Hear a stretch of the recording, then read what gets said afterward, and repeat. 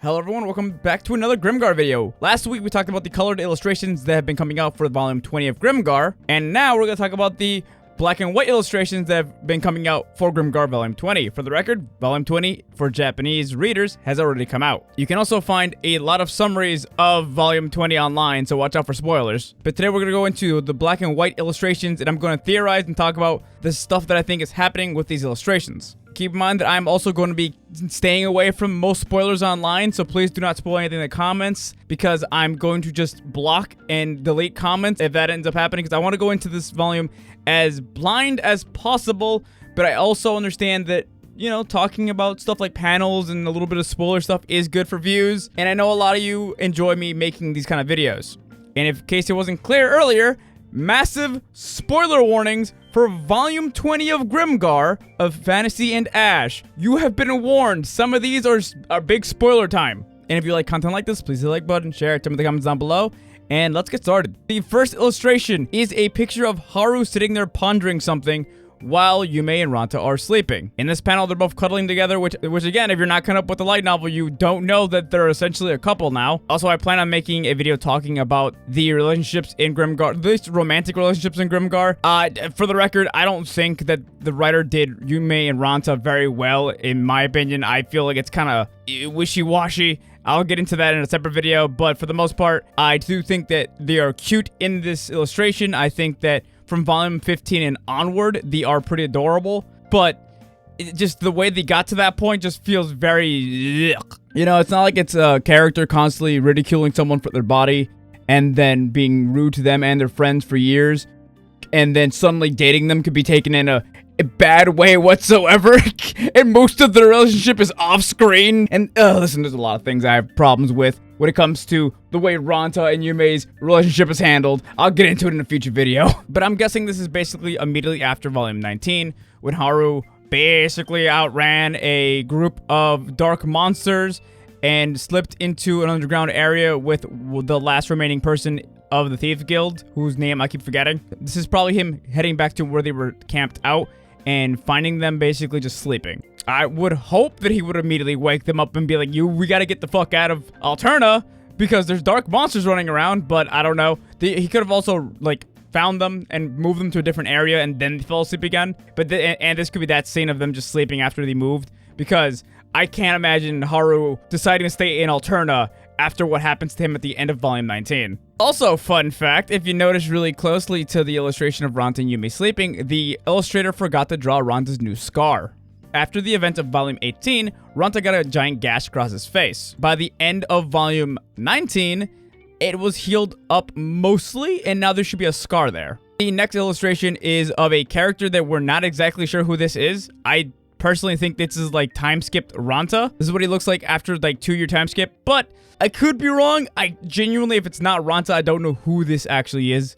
And if it is Ranta, again, missing the scar on his face. This might be a bit of a wild guess, but this could also be Ron, I guess? There's only so many characters in Grimgar that have their sides, like, shaved down. And in volume 19, it has been stated that Ron does go into berserker state when he gets too angry. So, this could be him. And in the third illustration, it is of pregnant Yume. Very pregnant Yume, mind you. And this does confirm that at the very least, we are going to see some continuation of the time skip. My theory currently is that we're going to keep going back and forth between the time skipped era of what's happening with Haru and his friends and the present time. If that is the case, this is going to be a very interesting light novel. I'm guessing that they're going to just keep switching back and forth and show you like how Haru is after the time skip and see how messed up he actually is, and then show you as the story goes on how he got into that mental state and why he's so messed up. And the writer's gonna do that by having the POV switch between present Haru and future Haru, and then in the next light novel, we'll just phase into the future events of Grimgar. And apparently, the next light novel, volume 21, is going to be out like a month later after the release. So expect 2 light novels this year of Grimgar. One of the things that I hope doesn't happen in Grimgar is that Yume just takes a backseat, like, in the story. We just don't ever see her again until she gives birth. She's an archer. Yeah, she's pregnant, but have her shoot an arrow or something. I don't know, like something, because that's one of the things that happens a lot in fantasy books. I want to say like light novels, but it happens a lot in fantasy in general, where they'll take a female character, get her pregnant, and they just phase her out of the story a little bit because she's pregnant, the writer doesn't know what to do with her. You could just give her a bow, she can still fire, and we've seen that she's really good at firing.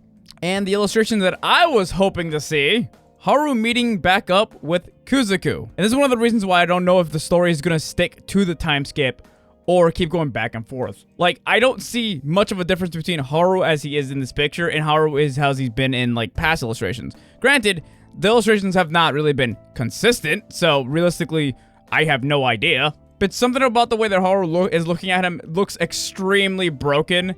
So I don't know if this is, say, in the past when Haru does eventually kill Kuzaku, and then that's one of the things that causes him to break down more. Or this could be after the years of, like, after the 2-year time skip, he meets back up with them, and he just looks like this because it's Haru mentally just, like, you know, not in the best place possible. But I love the contrast between Haru being miserable and sad, and Kuzaku just looking cheerful as hell, because Kuzaku's always been one of those guys who's, like, been the brighter, happier person between him and Haru. He's got that golden retriever energy. Oh, Haru is more of a realist and much more sad, essentially. But all I know is that Kuzaku's gonna try his best to kill Haru here, and it breaks my heart. It breaks my fucking heart. The next illustration is one of a couple things. I think it's either Ranta stepping in the way of an attack that is meant to kill Haru, Ranta attacking Kuzaku and killing him, Kuzaku killing Ranta, or possibly, maybe, Haru saving Ranta from Kuzaku. This illustration is very, very vague, and honestly, there's a lot of interpretations that I could go with this. It might not even be Haru, Ranta, or Kuzaku. It probably is, but I have no idea, but it's like, it gives me a lot of fear. I cannot emphasize the amount of anxiety this picture gives me. It is a nightmare. And the final illustration, which for the record, this is probably one of the best illustrations I have seen in Grimgar, specifically because of all the crazy good shadowing. Maybe I'm crazy. This is a big Hail Mary kind of like theory that I'm popping off with real quick, but I feel like this is, I think it's Alice.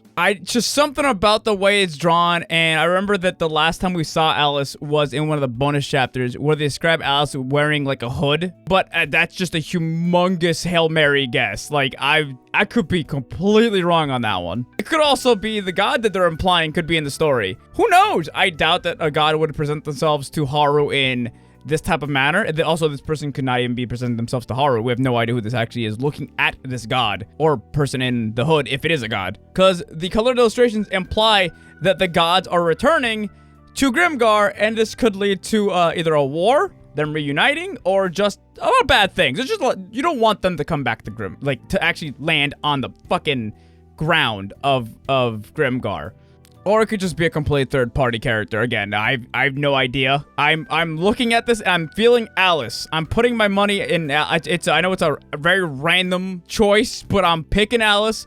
I'm saying that I'm going with Leslie sent them to come and like save Haru or bring Haru back alive or something. I don't know, but that's what I'm going with. We'll see what happens. Those are the black and white illustrations for Volume 20. Again, if you know what the context of these illustrations, do not spoil anything in the comments. However, if you want to tell me how close I am to being correct or wrong, you can say that much. Just don't give any details. All that being said, please check out my Twitch. We're trying to get to 500 followers before summer. Once we get to 500 followers, I get to do a fun little drinking game with my friends where we watch SAO and essentially drink every time there is bad writing, sexism, bad game design, and other rules that will be disclosed when we hit 500 followers. Also, as an added incentive, I have promised that if I get to 500 followers before summer, I will grow a thick mustache and wear it throughout summer. And yes, because of this, you're going to be seeing me use face cam in these videos throughout summer, specifically so I show off my mustache. And a special thank you to our subscribers over on my Twitch. Thank you to Taco Bell, Norberto Games, Grayson 100, Josiah 93, Nazi _ Naz, Jonasaurus Rex, the dyslexia murdering Sangarvendiafreden, RJ has problems, Van _ Hoofenstein, Average Gamer _ and Gracie. Thank you for your subscriptions over on our Twitch. Thank you for watching this far, and I'll see you guys in the next video. Have a great night or day. Bye!